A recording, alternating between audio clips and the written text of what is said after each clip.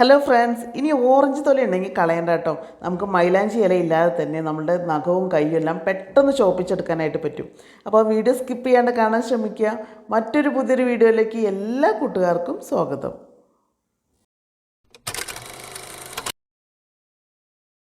മൈലാഞ്ചി ഇല ഇല്ലാത്തതിന് നമ്മുടെ കയ്യും നഖമൊക്കെ പെട്ടെന്ന് ചോക്കുന്നതിന് വേണ്ടിയിട്ട് ഞാനിപ്പോൾ 2 ഓറഞ്ചാണ് എടുത്തിരിക്കുന്നത്. ഇതിൻ്റെ തൊലിയാണ് നമുക്ക് ആവശ്യമായിട്ട് വരുന്നത് കേട്ടോ.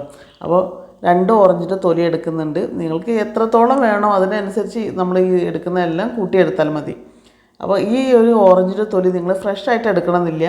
ഓറഞ്ചിൻ്റെ തൊലി ഉണക്കി വെച്ചതുണ്ടെന്നുണ്ടെങ്കിൽ അത് ഏറെ എഫക്റ്റീവാണ് കേട്ടോ. അപ്പോൾ എൻ്റെ കയ്യിൽ അത് ഇല്ലാത്തത് കാരണമാണ് ഞാൻ ഫ്രഷായിട്ടുള്ള ഓറഞ്ചിൻ്റെ തൊലി എടുക്കുന്നത്. അപ്പോൾ അങ്ങനെ 2 ഓറഞ്ചിൻ്റെ തൊലിയാണ് ഇപ്പോൾ ഞാൻ എടുത്തിരിക്കുന്നത് കേട്ടോ. ഈ തൊലിയെല്ലാം വെച്ചിട്ട് നമുക്ക് ഇതുപോലെ ചെയ്യാനായിട്ട് പറ്റില്ല. അപ്പോൾ ഞാനതൊരു മിക്സി ജാറിലേക്ക് ഇതുപോലെ ചെറുതാക്കി മുറിച്ചിട്ടിട്ട് ഒന്ന് ചതച്ചെടുക്കുക കേട്ടോ ആദ്യം ചെയ്യുന്നത്. ഇതുപോലെ ചതച്ചെടുത്തതിലേക്ക് ഇനി നമ്മൾ ചേർത്തി കൊടുക്കുന്നത് 2 ടേബിൾ സ്പൂൺ പഞ്ചസാരയാണ് കേട്ടോ. നമ്മൾ ആദ്യം ചേർത്തുന്നത് 2 ടേബിൾ സ്പൂണാണ് ചേർത്തിട്ടുള്ളത്. എന്നിട്ട് നമ്മൾ ചതച്ചതിന് ശേഷം നമ്മൾ ഒന്നും കൂടി 2 ടേബിൾ സ്പൂൺ കൂടി ചേർത്തി കൊടുക്കുന്നുണ്ട്. അതിൻ്റെ വീഡിയോ മിസ്സായി പോയതാണ് കേട്ടോ. അപ്പം നമ്മൾ എത്രത്തോളം നമ്മളൊന്ന് മാത്രം ചിന്തിച്ചാൽ മതി. നമ്മൾ എത്രത്തോളമാണ് നമ്മൾ ഓറഞ്ചിൻ്റെ തൊലി എടുക്കുന്നത് അത്ര അളവിൽ തന്നെ നമ്മൾ പഞ്ചസാര എടുക്കാം. എന്നിട്ട് ഒന്ന് മിക്സിയിലിട്ടിട്ട് ഇതുപോലെ ഒന്ന് ചതച്ചെടുത്തിട്ടുണ്ട്. അപ്പോൾ ഉണ്ടോ ഇതുപോലെ നല്ലതുപോലെ പൊടിഞ്ഞ് കിട്ടിയിട്ടുണ്ട്. പഞ്ചസാര പൊടിഞ്ഞിട്ടില്ല, എന്നാലും നമ്മുടെ ഓറഞ്ചിൻ്റെ തൊലിയൊക്കെ നല്ലതുപോലെ ഒന്ന് ചെറിയ ചെറിയ പീസുകളായിട്ട് മാറിയിട്ടുണ്ട്. അപ്പോൾ ഇങ്ങനെയാണ് കേട്ടോ എടുക്കേണ്ടത്. മെഹന്തി ഉണ്ടാക്കുന്നതിന് മുന്നേ ഞാൻ ഇതുപോലെ ഒരു അലുമിനിയം ഫോയിൽ എടുക്കുന്നുണ്ട് കേട്ടോ. അപ്പോൾ ഇതുപോലെ തന്നെ 2 പീസാണ് എടുക്കുന്നത്. അപ്പം നമ്മൾ അലുമിനിയം ഫോയിൽ നിർബന്ധമില്ല. നമ്മൾ എടുക്കുന്ന പാത്രം ക്ലീൻ ആയിരിക്കാനും ഒട്ടും തന്നെ കരി പിടിക്കാതിരിക്കാനും അതിൻ്റെ കറ പിടിക്കാതിരിക്കുന്നതിന് വേണ്ടിയിട്ടാണ് ഇതുപോലെ അലുമിനിയം ഫോയിൽ എടുക്കുന്നത്. നിങ്ങൾ ഈ മെഹന്തി ഉണ്ടാക്കാനായിട്ട് എപ്പോഴും ഉപയോഗിക്കുന്ന പാത്രങ്ങൾ അതിനായിട്ട് മാറ്റി വെച്ചിട്ടുണ്ടെങ്കിൽ ഇതിൻ്റെ ഒരു ആവശ്യം വരില്ല. പിന്നെ നമ്മളൊരു നല്ല പാത്രം എടുക്കുകയാണെന്നുണ്ടെങ്കിൽ മാത്രം ഇതുപോലെ അലുമിനിയം ഫോയിൽ എടുത്താൽ മതി കേട്ടോ. അലുമിനിയം ഫോയിൽ എടുത്തു കഴിഞ്ഞാൽ പിന്നെ നമുക്ക് പാത്രം ക്ലീൻ ആക്കേണ്ട ബുദ്ധിമുട്ടൊന്നും ഉണ്ടാവില്ല. അപ്പോൾ ഞാൻ കുറച്ച് ഇതുപോലത്തെ പഴയൊരു കുക്കറാണ് എടുത്തിരിക്കുന്നത്. നമ്മൾ എടുക്കുന്ന പാത്രം എന്തായാലും നല്ല അടി കട്ടിയുള്ളതായിരിക്കണം, അത്രയും നോക്കണ്ടു കേട്ടോ. അപ്പോൾ പിന്നെ നമ്മൾ മേലെ വെക്കുന്നത് നല്ല ടൈറ്റായിട്ട് എയർ പോകാത്ത രീതിയിലുള്ളത്, മേലെ ഒരു പാത്രം വെക്കാനുള്ളതും അതും നമ്മൾ കറക്റ്റായിരിക്കണം. പിന്നെ നമ്മൾ അലുമിനിയം ഫോയിൽ ഇതുപോലെ വെച്ച് കൊടുക്കുക കേട്ടോ. ഇതുപോലെ വെച്ച് കൊടുക്കുക. 2 പേപ്പറും ഒരേപോലെ നമ്മൾ അടിയൊക്കെ നന്നായിട്ട് ക്ലീനായി നിൽക്കുന്ന രീതിയിൽ ചുളിവ് ഉണ്ടാവും, എന്നാലും നല്ല നീറ്റായിട്ട് അവിടെ പതിഞ്ഞിരിക്കുന്ന രീതിയിൽ ഈ അലുമിനിയം ഫോയിൽ വെച്ച് കൊടുക്കുക. അലുമിനിയം ഫോയിൽ വെക്കുന്ന സമയത്ത് ഒരു പേപ്പറുമായിട്ട് മാത്രം വെക്കരുത് കേട്ടോ. 2 എണ്ണം വെച്ചാലും നമുക്ക് കറക്റ്റായിട്ട് അത് അതിൻ്റെ കറയൊന്നും നമ്മുടെ പാത്രത്തിലേക്ക് പിടിക്കാണ്ട് കിട്ടുള്ളൂ. അപ്പോൾ 2 പേപ്പർ തന്നെ വയ്ക്കാം.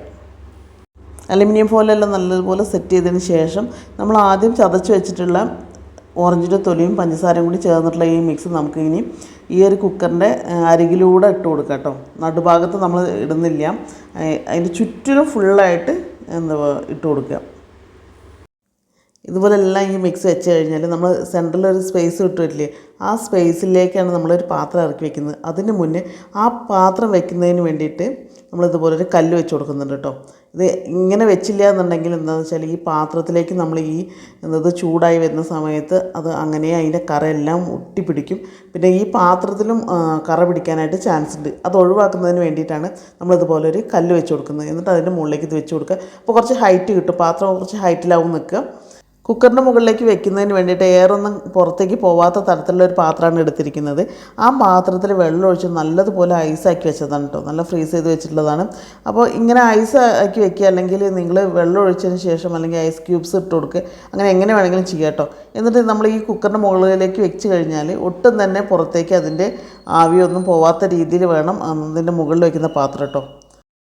നമ്മൾ ഇത്രയും കാര്യങ്ങൾ ചെയ്യുന്നത് നമ്മൾ സ്റ്റവ് ഓണാക്കുന്നതിന് മുന്നേ, അടുപ്പിൽ വെക്കുന്നതിന് മുന്നേ ഇത്രയും കാര്യങ്ങൾ നമ്മൾ റെഡിയാക്കിയിരിക്കണം. ഇത്രയും കാര്യങ്ങൾ റെഡി ആയി കഴിഞ്ഞാൽ ഇനി നമുക്ക് സ്റ്റവിന് മുകളിലേക്ക് വെക്കാം.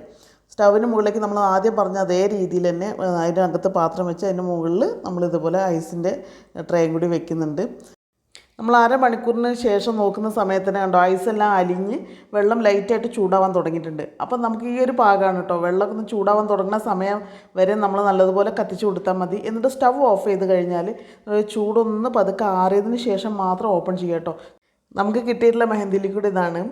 അപ്പോൾ ഇത് ഇനി മാറ്റി വയ്ക്കാൻ ഞാൻ കുക്കറിൻ്റെ അവസ്ഥ കാണിച്ചു തരാം. കുക്കർ ഉണ്ടോ അതിനകത്തുള്ള അലുമിനിയം ഫോയിൽ വെച്ചിട്ട് ആ ഭാഗം ഫുള്ളായിട്ട് കരിഞ്ഞിട്ടുണ്ട്, നന്നായി കരിഞ്ഞിട്ടുണ്ട്. പക്ഷേ കുക്കറിന് ഒരു തരത്തിലുള്ള കറയോ കരിയോ ഒന്നും പിടിച്ചിട്ടുണ്ടാവില്ല.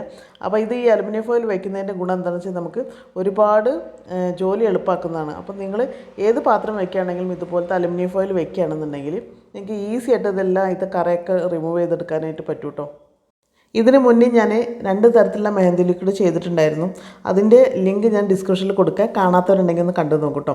അപ്പോൾ ലിക്വിഡ് എടുത്ത് വെച്ചിട്ടുണ്ട്. ഇനി ഈ ലിക്വിഡിനെ നമുക്ക് മെഹന്തി ആക്കി എടുക്കുന്നതിന് വേണ്ടിയിട്ട് വേണ്ട എന്താണെന്ന് വെച്ചാൽ കുറച്ച് മൈദപ്പൊടിയാണ്. ഞാൻ ആദ്യം കുറച്ച് ഇട്ട് കൊടുക്കുന്നുള്ളൂ. നമ്മൾ എത്രത്തോളം ആവശ്യം വരും അതിനനുസരിച്ച് നമുക്ക് മിക്സ് ചെയ്തിട്ട് ചേർത്തി കൊടുക്കാം. ഇതിലേക്ക് ഇനി നമ്മൾ മറ്റൊന്നും തന്നെ ചേർത്തുന്നില്ല. ഈ മൈദപ്പൊടി മാത്രം ചേർത്തിട്ട് നല്ലതുപോലെ മിക്സ് ചെയ്തെടുക്കുക. ഒരു പേസ്റ്റ് രൂപത്തിലാവുന്നത് വരെ മിക്സ് ചെയ്യുക, കട്ടയൊന്നും ഇല്ലാണ്ട് മിക്സ് ചെയ്തെടുക്കുക. അപ്പോൾ അങ്ങനെ മിക്സ് ചെയ്തെടുത്തിട്ടുണ്ട്. ഇനി ഞാനിത് കയ്യിലേക്കും നഖത്തിലേക്കും ഒന്ന് അപ്ലൈ ചെയ്ത് കാണിച്ചു തരാം കേട്ടോ. ഞാൻ ഈ ഒരു പേസ്റ്റ് ഡിസൈനിലൊന്നുമല്ല ചെയ്യുന്നത്, കൈൻ്റെ ഒരു സൈഡിൽ കൂടെ ഇങ്ങനെ ഇട്ട് കൊടുക്കാൻ കേട്ടോ. ഈ ഒരു മെഹന്തി എന്ന് പറയുന്നത് നമ്മുടെ സ്കിന്നിനൊന്നും ഒരു തരത്തിലുള്ള അലർജി ഉണ്ടാക്കുന്നതല്ല. അപ്പോൾ കെമിക്കലായിട്ടുള്ള കടയിൽ നിന്ന് വാങ്ങിക്കുന്ന മെഹന്തികളൊക്കെ ഒഴിവാക്കിയിട്ട് ഇതുപോലെ നിങ്ങൾക്ക് വീട്ടിൽ തന്നെ ചെയ്യാവുന്നതേ ഉള്ളൂ കേട്ടോ. അപ്പോൾ ഞാൻ നഖത്തിലിടുന്നത് നഖത്തിൻ്റെ മുഴുവൻ ഭാഗത്തും ഇടുന്നില്ല, ഒരല്പം നമ്മുടെ നഖത്തിൻ്റെ ആ വൈറ്റ് ഭാഗം കാണുന്ന രീതിയിലാണ് ഞാൻ നഖത്തിൽ മെഹന്തി ഇട്ട് കൊടുക്കുന്നത്. ഈ ഒരു മെഹന്തി നിങ്ങൾ ഒരുപാട് സമയമൊന്നും റെസ്റ്റ് ചെയ്യാനായിട്ട് വെക്കേണ്ട. ഒന്ന് ഉണങ്ങിക്കഴിഞ്ഞാൽ ഉടനെ കൈ കഴുകാവുന്നതാണ് കേട്ടോ. ഞാനത് പെട്ടെന്ന് ഉണങ്ങിയപ്പോഴത്തേക്ക് കൈ കഴുകിയിട്ടുണ്ട്. നല്ലതുപോലെ റെഡായിട്ടുണ്ട് കേട്ടോ. നമ്മുടെ കയ്യിലൊക്കെ നന്നായിട്ട് റെഡായിട്ട് കിട്ടിയിട്ടുണ്ട്. നമ്മളുടെ നഖത്തിലും അത്യാവശ്യം നല്ല രീതിയിൽ റെഡ് കളർ വന്നിട്ടുണ്ട്. എൻ്റേത് പിന്നെ എപ്പോഴും നഖത്തിലിട്ട് കഴിഞ്ഞാൽ കളർ വരാറില്ല. ആദ്യം മുതലേ അങ്ങനെയാണ്, കളർ വരാത്തിരി താമസമാണ്. പക്ഷെ നമ്മൾ ഒരു തവണയും കൂടെ ഇട്ട് കഴിഞ്ഞാൽ നല്ലതുപോലെ ഡാർക്കായിട്ട് വരും കേട്ടോ. നമ്മളെ കയ്യിലുള്ള അതേ കളറിൽ നമുക്ക് നഖത്തിലും കിട്ടുന്നതാണ്. അപ്പോൾ എൻ്റേത് കയ്യിൽ നഖത്തിൽ കണ്ടോ ആദ്യം ഇത്രയേ കിട്ടിയുള്ളൂ. പിന്നെ കുറച്ചൊരു സമയം കഴിഞ്ഞപ്പോൾ ഒന്നുകൂടി ഡാർക്കായി വന്നിട്ടുണ്ടായിരുന്നു കേട്ടോ. പിന്നെ ഇനി ഒന്നുകൂടി ഒരു ട്രിപ്പും കൂടി നമ്മൾ ഇട്ട് കഴിഞ്ഞാൽ നല്ലതുപോലെ ഡാർക്കായി കിട്ടുന്നതാണ്. അപ്പോൾ അത് നിങ്ങൾ എന്തായാലും ചെയ്ത് നോക്കൂ കേട്ടോ. അപ്പോൾ ഈ ഒരു വീഡിയോ നിങ്ങൾക്ക് ഇഷ്ടമായിട്ടുണ്ടെങ്കിൽ എന്തെങ്കിലും ലൈക്ക് ചെയ്യുക, നിങ്ങളുടെ അഭിപ്രായങ്ങൾ കമൻറ്റിൽ അറിയിക്കുക. സബ്സ്ക്രൈബ് ചെയ്യാതെ കാണുന്ന കൂട്ടുകാർ ആരെങ്കിലും ഉണ്ടെങ്കിൽ ഒന്ന് സബ്സ്ക്രൈബ് ചെയ്ത് സപ്പോർട്ട് കൂടി ചെയ്യുക. ഈ ഒരു വീഡിയോ യൂസ്ഫുൾ ആണ് തോന്നുകയാണെന്നുണ്ടെങ്കിൽ നിങ്ങളുടെ ഫ്രണ്ട്സ് ആൻഡ് ഫാമിലിക്ക് ഒന്ന് ഷെയർ കൂടി ചെയ്ത് കൊടുക്കുക കേട്ടോ. മറ്റൊരു നല്ലൊരു വീഡിയോ ആയിട്ട് നമുക്ക് വീണ്ടും കാണാം.